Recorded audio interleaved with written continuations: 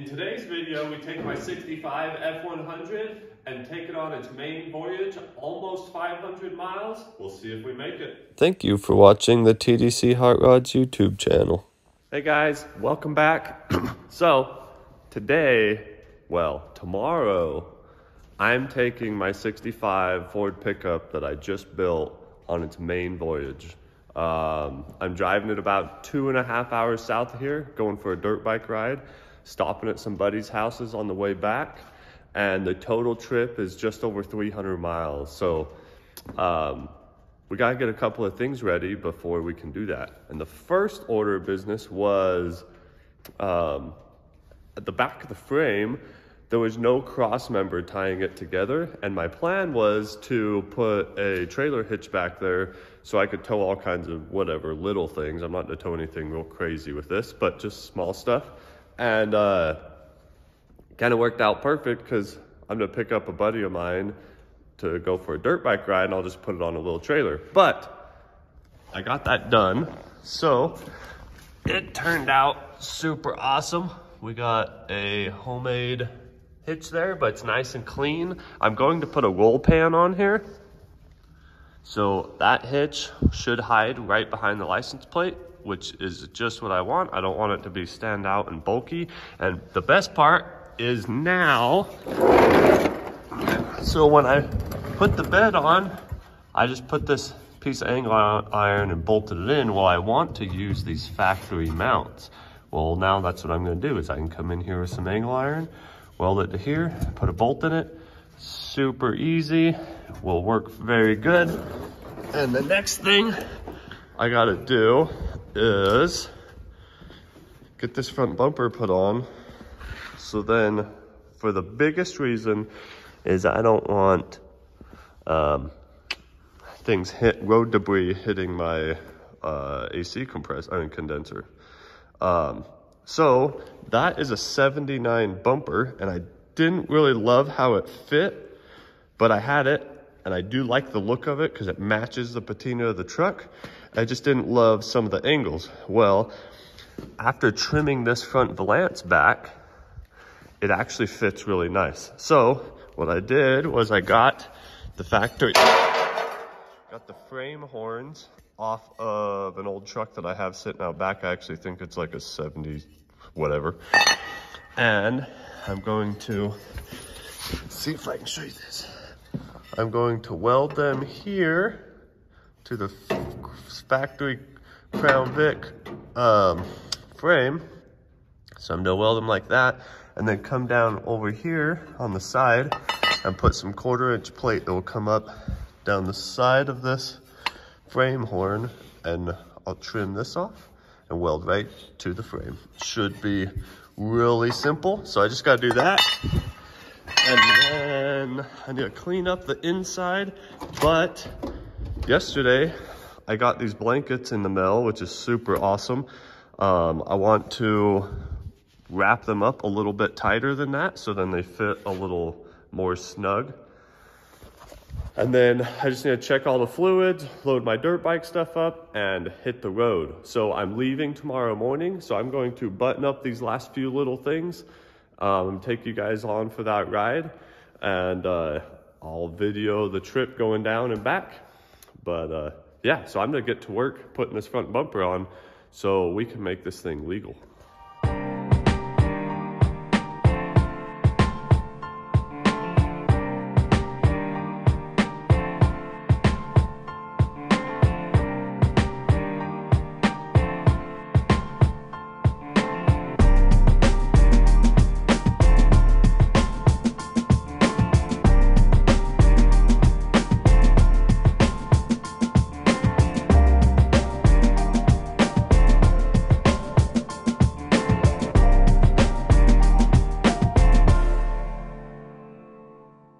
There we go.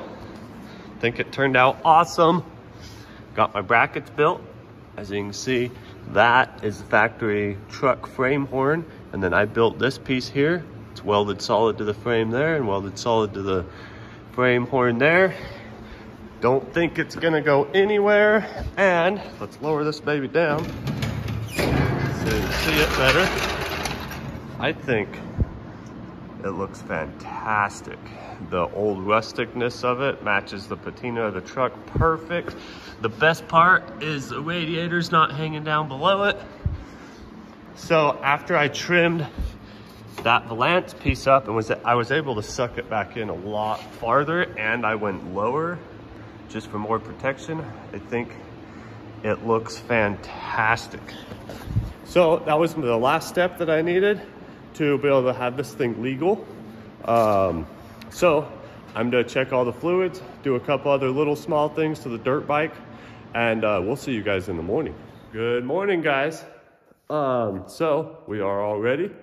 We got the dirt bike, little trailer, got some metal to drop off to a buddy of mine, but I wiped down the truck, gave it a good, quick little bath. I did get the back of the seat cover all strapped in good. I don't think these blankets are gonna hold up very well, but hey, we're gonna find out. I really like the look, and then I didn't have any time, but I just wanted to do it.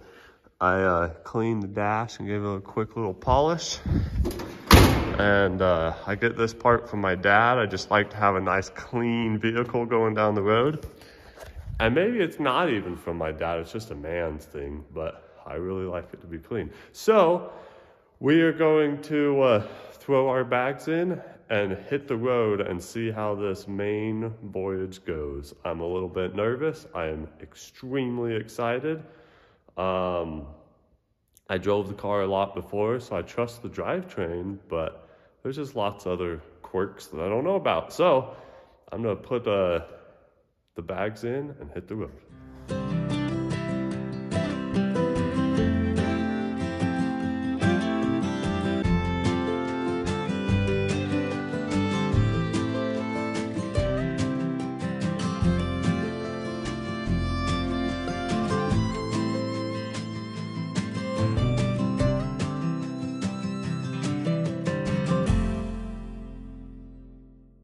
To pick myself up some McDonald's. It's a little early and I need some breakfast, but the truck seems to be doing good. All the temperatures are good. Cruise control is working great, which is super awesome, especially in a 1965 Ford. And that sun coming up is very bright. So I'm going to just hit the freeway again and keep on cruising.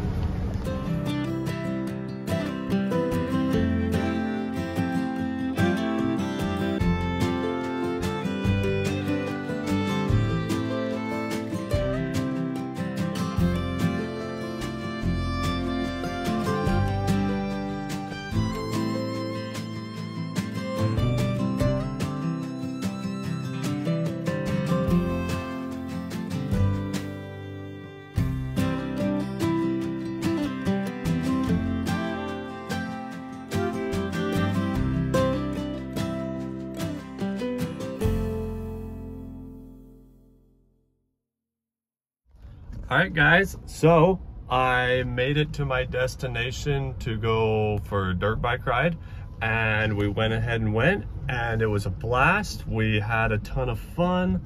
And then I jumped in the truck and drove back about another 45 minutes back north towards my house to a family member's house.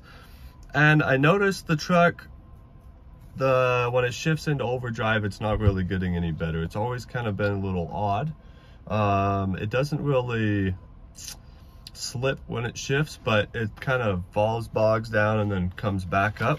So what I did was I bought some of this stuff. It's called Lube Guard High Mileage Fixed Shifting Problems.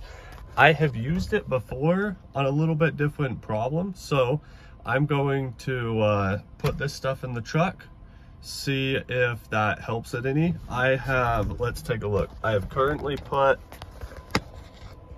404.3 miles on the truck, and it has been doing fantastic, besides the little shifting thing, which was still kind of there when it was a car, when it was the Crown Vic. But so I'm gonna get this oil put in it and hit the road, and we'll see you when I get back home.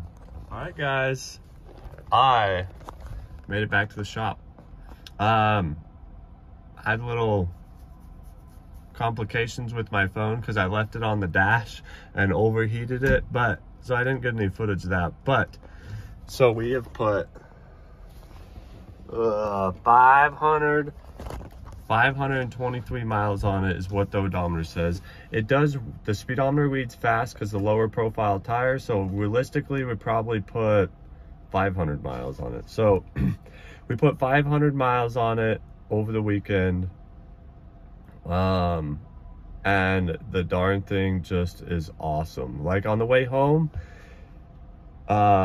the speed limit here where I live is 80, and everybody usually cruises anywhere between 80 and 90. There were a few times that I had it doing 83, 85 with the cruise control set, and it just absolutely does phenomenal. The darn thing is amazing. I am very, very excited to be able to drive this thing a lot more. I did realize a few things that I need to do to it, so I'm going to show you that now, although it's kind of parked in some mud. It's all dirty. The back of the truck is great. It doesn't rub on nothing. It does fantastic. I don't know if we're gonna be able to see it, but I had kind of, if you look at the drive line, you can see some really light rub marks. Oh, it won't focus, but you can see really light rub marks on the drive line. Well, when I had my buddy in the truck, which he doesn't really weigh anything, all of our gear in the back and 2 bikes on the trailer, we'd be going along at a pretty decent speed and hit some real big bumps, and the suspension would fully compress down, and that drive line would just barely touch the bottom of the floor a little bit. So I'm gonna have to figure that out. Also, when the truck's fully loaded like that, this fender still touches. And I noticed today, I don't know if we'll be able to see it in the camera, but the fender comes down at a little slight angle and then wraps around on this side, which that fender is barely even damaged. This fender was crushed all the way in, and I pushed it out. But you can see in this area, it slopes in a long ways. Like it needs to come out 3/4 to an inch. So I'm gonna think about how I'm gonna push that out without pulling it off the truck. But, and then I don't think it'll rub at all. Also, I noticed while driving, because of the seam sealer that's all popped out, it leaks air up there into the headliner portion of the truck. So I'm going to try to seam seal it from the inside, because maybe I'll try to seam seal it from the outside and just tape it off really tight, so then you don't see a big fat black mark all the way around the truck. I want it to stay looking like it is. But yeah, it was a huge success. It was a fantastic trip. I absolutely love the way that this thing drives. It's just amazing. I am gonna put more sound deadener in it, more insulation because I want to make this thing just as quiet as possible. But I'm not quite ready to do that. I'm gonna drive it around for a little while and then I'll start doing some stuff, but I'll make sure to video that. So I hope you guys enjoyed the process of me building this thing and taking it on its first main voyage. It was fantastic. It was just super awesome. Once again, thank you guys so much for watching. Don't forget to like, comment, subscribe, all the normal stuff. I really, really do appreciate you guys' support and how my channel's growing. It really gives me encouragement to keep on doing what I'm doing. So thanks again for watching, and we'll see you on the next one.